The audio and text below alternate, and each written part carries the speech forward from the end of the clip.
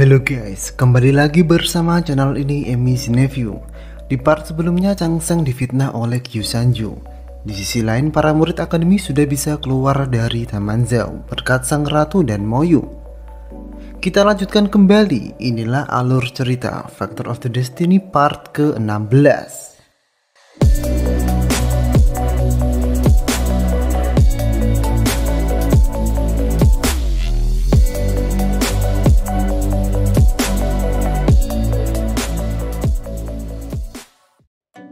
Di saat Qijian sudah sadar dan kembali pingsan, Qiu Sanju menghampirinya dan terlihat Qiu Sanju mau melenyapkan Qijian. Akan tetapi dalam lubuk hati yang terdalam, Qiu Sanju sangat menyayangi adik seperguruannya itu. Sehingga dia tak tega untuk membunuh Qijian dan tidak meneruskannya. Di tempat lain Chang Seng dan Rong Er kembali melanjutkan perjalanannya untuk pulang ke kota Sendu, yang pastinya mereka masih dikejar oleh klan iblis. Di dalam perjalanannya, Chang Seng kembali membuka peta bintang. Di saat itu dia kembali paham, bisa saja mengubah takdir seseorang dengan mengorbankan bintang orang lain.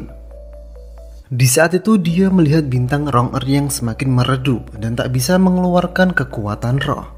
Mungkin kondisi Rong Er yang masih tak stabil karena serangan naga, atau karena Rong Er yang kini bersama Chang Seng. Karena dari yang diketahui darah Phoenix Rong Er akan tak stabil jika bersama selain darah naga Qiu Sanju. Di saat itulah Chang Seng kembali mencoba membantu Rong Er, walau membuat darah perak Chang Seng semakin parah dan membuat tubuh Chang Seng semakin sekarat. Kembali ke Qijian, di saat Qijian sudah sadar Qiu Sanju sudah tidak ada, yang ada hanya Hansi. Qijian segera menyangkal saat Hansi berkata bahwa Chang Seng adalah mata-mata klan iblis.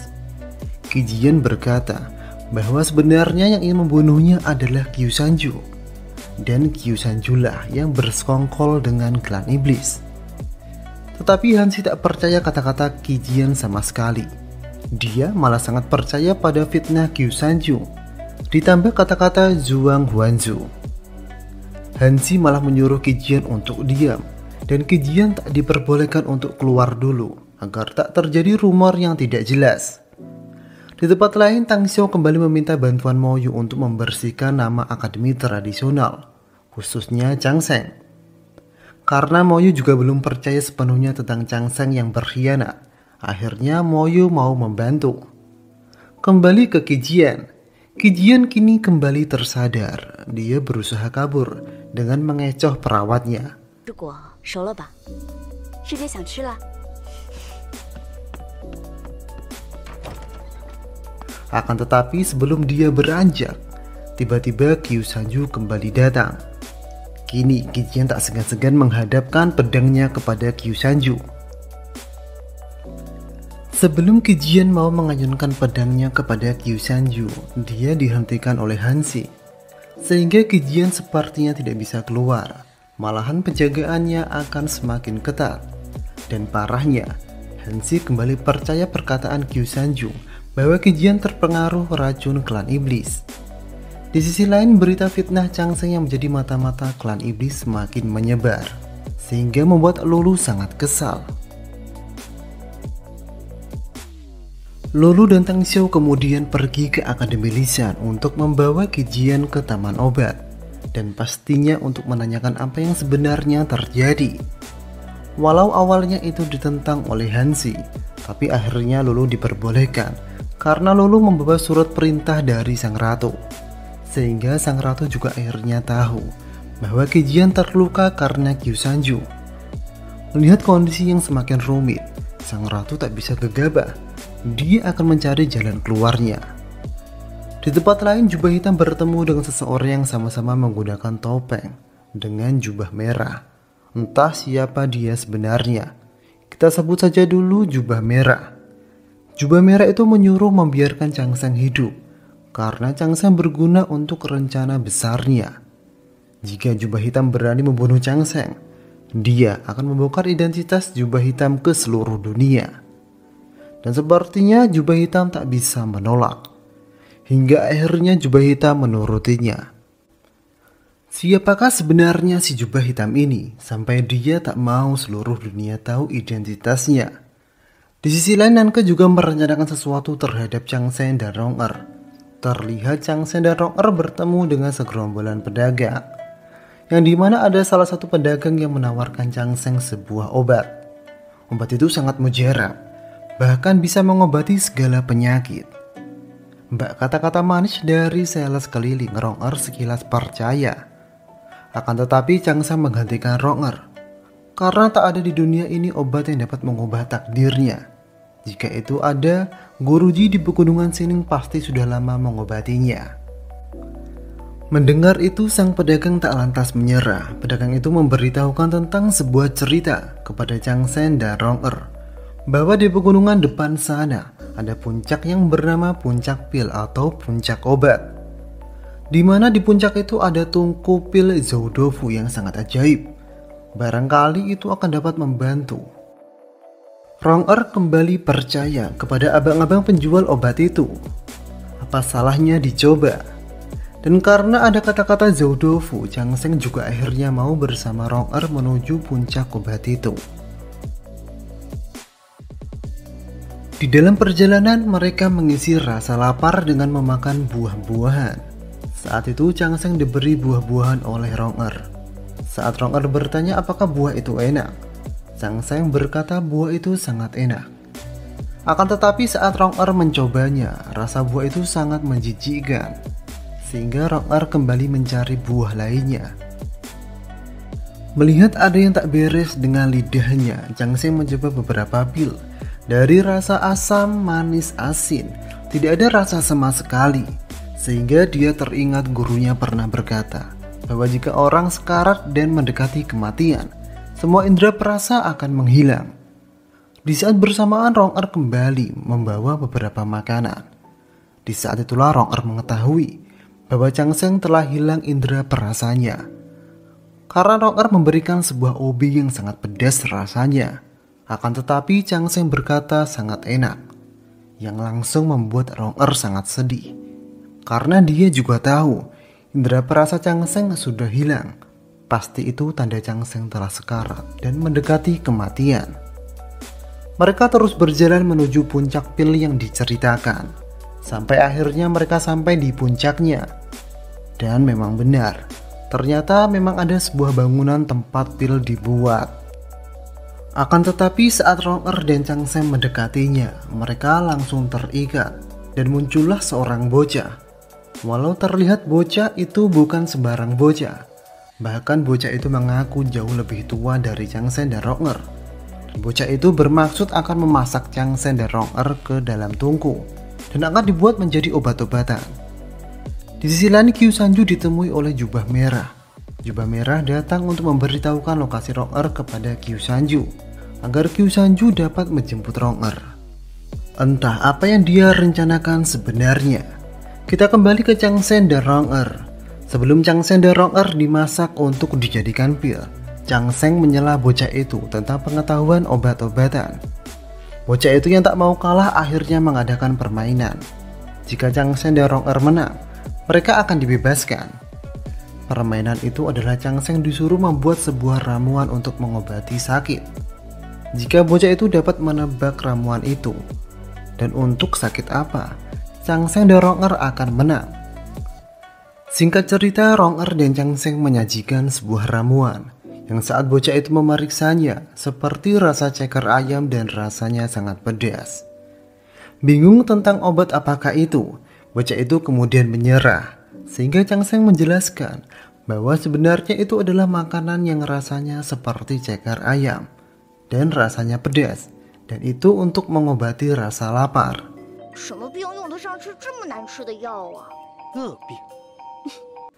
Sekilas bocah itu tak terima, tapi bagaimanapun atas kejeniusan Chang Seng, bocah itu mengaku kalah dan kemudian melepaskan Chang Seng serta Rong Er. Di saat itulah Chang Seng memancing bocah itu tentang pengetahuan terkait tungku Zoudofu. Bocah itu yang terpancing akhirnya membuktikan bahwa dia adalah tungku Zoudofu yang legendaris. Ternyata bocah itu adalah perwujudan tungku ajaib Zoudofu. Segera Chang Seng mengunci sebagai wujud tungku agar tak lari kemana-mana. Chang Seng kemudian langsung mencoba menghidupkannya, akan tetapi api yang ia buat selalu padam. Ternyata untuk menghidupkan tungku itu harus dengan perpaduan antara darah Phoenix dan darah naga. Mendengar hal itu, Rong mencoba mengeluarkan darah Phoenix-nya. Akan tetapi dengan kondisi Rong yang sekarang, Chang Seng sangat menolaknya. Kemudian Rong membuat Chang Seng tak sadarkan diri, karena semata-mata untuk menolong Chang Seng dari kematian. Dia merasa jika Chang Seng mati, ia juga tak mau hidup sendiri. Di saat Rong mencoba mengeluarkan darahnya, tiba-tiba Qiu Shanju sudah sampai di puncak obat. Melihat Rong yang kesakitan, Qiu Shanju akhirnya menghentikannya. Di saat yang bersamaan, Chang Seng akhirnya sadar. Karena melihat Qiu Shanju tiba, Chang Seng dengan otomatis waspada. Qiu Shanju berdalih jika waktu itu di Taman Zhou dia terpengaruh oleh klan iblis, sehingga dia menebas Kejian. Walau Chang Seng tak percaya akan hal itu, tapi dengan perkataan Rong mereka berdua menghentikan gesekan. Karena kondisi sekarang mereka berada di wilayah klan iblis, seharusnya mereka saling menjaga. Untuk kebenarannya, Rong berharap akan terkuak saat sampai di kota Sendu. Kemudian Rong kembali mencoba mengeluarkan darahnya, akan tetapi darah yang ia kumpulkan malah dimakan Yusa. Karena Yusa sangat tertarik dengan baunya, bau darah yang telah lama mengurungnya.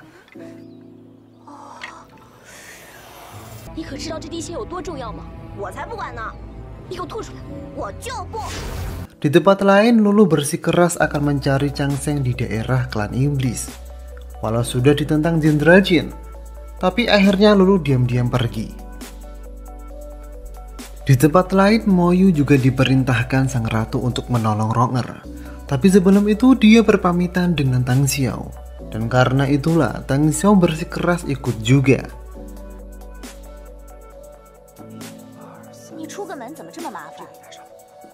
Kembali ke Chang Seng.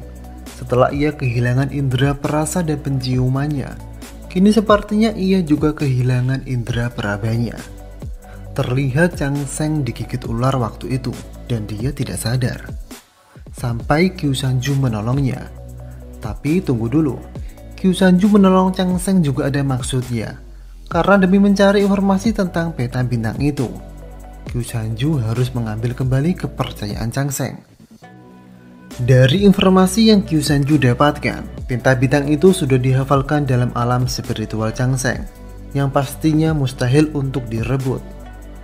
Setelah mendengar hal itu, Qiu Shanju ditemui oleh Jubah Hitam, dan Qiu Shanju mengatakan informasi yang telah ia dapat.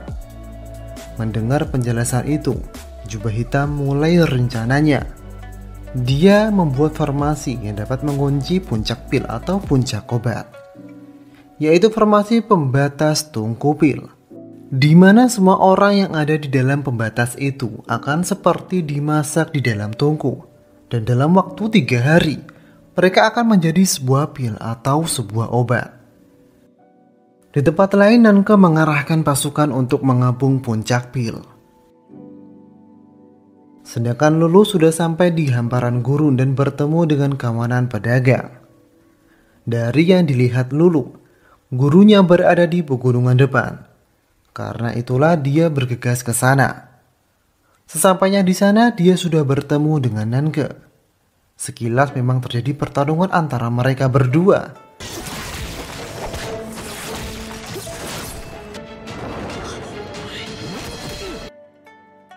Sampai tiba-tiba Yuan Po datang membantu Lulu, sehingga Lulu dapat kabur.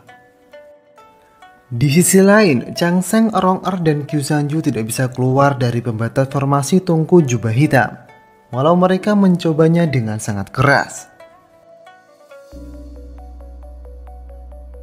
Bahkan saat itu Yusa juga tidak bisa membukanya. Melihat kondisi itu, Chang Seng menyuruh Yusa untuk pergi. Karena sebagai wujud roh di dalam giok, Yusa seharusnya bisa keluar. Chang Seng khawatir dia akan segera mati, tapi Yusa tak mau. Chang Seng bahkan berkata Yusa adalah beban baginya, dan diminta untuk segera pergi saja. Walau sebenarnya itu hanya alasan Chang Seng untuk membuat Yusa aman. Chang Seng kemudian kembali berkumpul dengan Rong-er beserta Kyu Sanju. Kondisi mereka sekarang merasakan hawa yang sangat panas. Karena Chang Seng sudah hilang indera perabanya, dia tak merasakan apa-apa. Di saat itulah tiba-tiba suasana menjadi hening. Bahkan dia tidak bisa mendengar apa yang dibicarakan Rong-er dan Kyu Sanju. Dia mulai sadar, indera pendengarannya kini mulai menghilang. Saat ini dia tidak bisa berterus terang. Untuk memahami apa yang dikatakan Rong-er dan Kyu Sanju, dia hanya bisa membaca gerakan bibir. Kini kehidupannya semakin dekat dengan kematian. Apa yang seharusnya ia lakukan? Cukup sekian dulu alur cerita Factor of the Destiny part ke-16. Akhir kata, wassalamualaikum.